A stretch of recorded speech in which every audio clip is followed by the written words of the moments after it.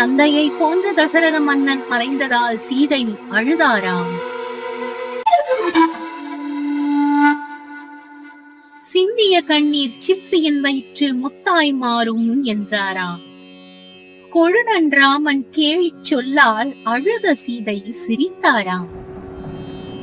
அன்னையர் மூவரும் தண்ணீரில் மூழ்கி கண்ணீரை கழுவி எழுந்தாராம்.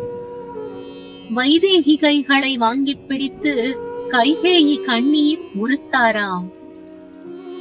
வரதன் காலை பரதன் பிடித்து பணிவாய் கேட்டுக்கொண்டாராம். அண்ணா, நீயே மண்ணாள வேண்டும், என்னோடு வருவாய் என்றாராம்.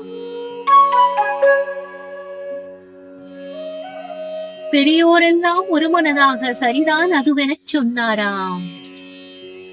ஆட்சியை கூட தூசியாய் நினைத்தாய் அன்பு தம்பி என்றாராம்.